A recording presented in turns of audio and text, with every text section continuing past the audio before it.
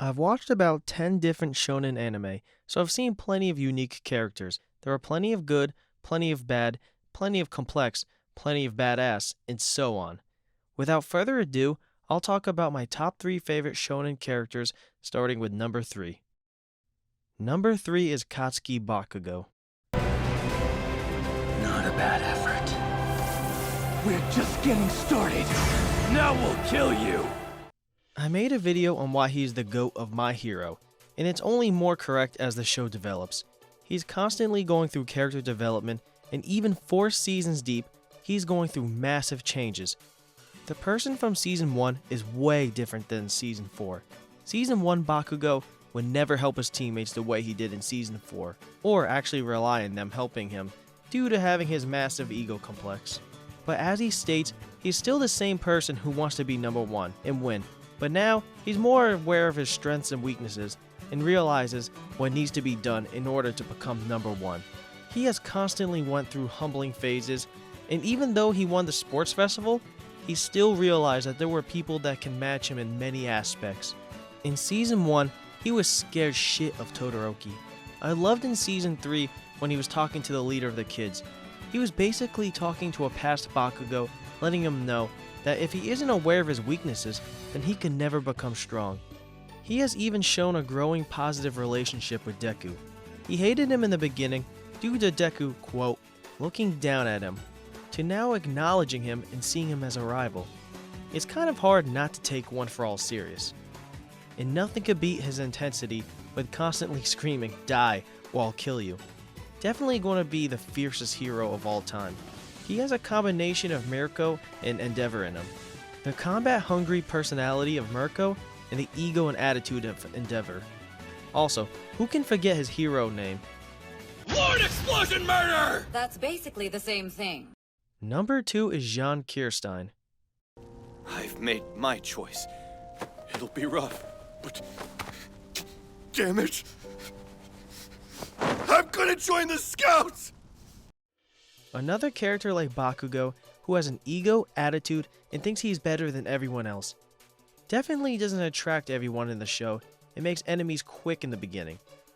Jean lived a pampered life up until enrolling, so he hasn't been humbled yet or faced with any serious problems. Jean was faced with, in a sense, his rival, maybe his enemy, a pest, whatever you'd like to call Eren. Jean wants an easy life inside the walls, whereas Eren wants to be freed from the shackles of the walls. Jean probably hasn't encountered someone who is actually willing to fight him back, but Eren has nothing to lose, and he's also slightly insane. Just like Bakugo, he goes through a crazy amount of character development. Every season, he slightly changes a little more, and always for the better. Marco was a huge influence on him, joining the Scouts, and he started working with more people. He became a great leader, and he was seen in high regards towards the end of the show, almost like a public figure. He felt like the most human character in the show, which is why I liked him so much.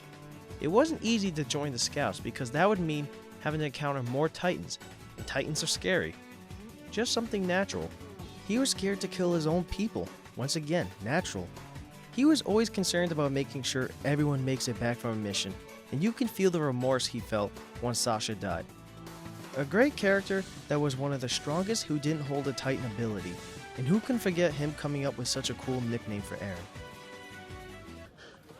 Yeah, I'm looking right at him. Suicidal maniac. Number 1. Pain. This world shall know pain. Naruto isn't my favorite show, and probably isn't even close, but it brought one of the coolest arcs and characters with the leader of the Akatsuki, Pain. Nagato is cool too, but I'm primarily talking about Pain here. The show has done a pretty solid job of introducing the top villains of the show, such as Orochimaru, Madara, and Pain. Pain was hyped from the days of Kid Naruto. Once we see Itachi and Kisame, and we see how strong they are, we can only imagine what the rest of the group is like. We know that they're going to become the major villains in time, and once Shippuden comes out, the show starts off with a bang, with Gar getting abducted by the Akatsuki.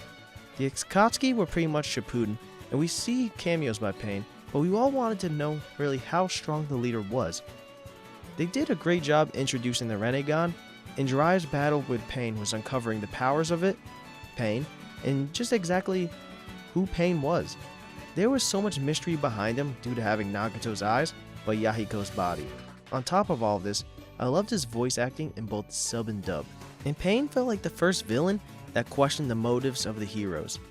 The Leaf up until this point could do no harm. We only really saw their perspective. They were always the saviors or victims of attacks, such as the one by Orochimaru. Pain was one of the first to leave Naruto speechless and beat him in Talk no Jutsu, just to later lose by Talk no Jutsu. Pain told Naruto how the Leaf got to the point it was because of all the losses of smaller villages such as his. Pain gave his reason, what he's trying to do due to his reason, and how he does all this with the same mind. He never enjoys killing people, he doesn't go out of his way to do so, and he only kills people when they interfere with his plan of true peace. We also can't ignore his badass character design and just all of the powers he has. And he feels like a legitimate threat because he pretty much nuked the Leaf and killed off a lot of notable characters, starting off with Jiraiya.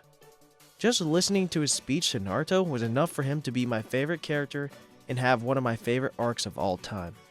What about my family? My friends? My village? They suffered the same fate as this village at the hands of you hidden Leaf Ninja. How is it fair to let only you people preach about peace and justice?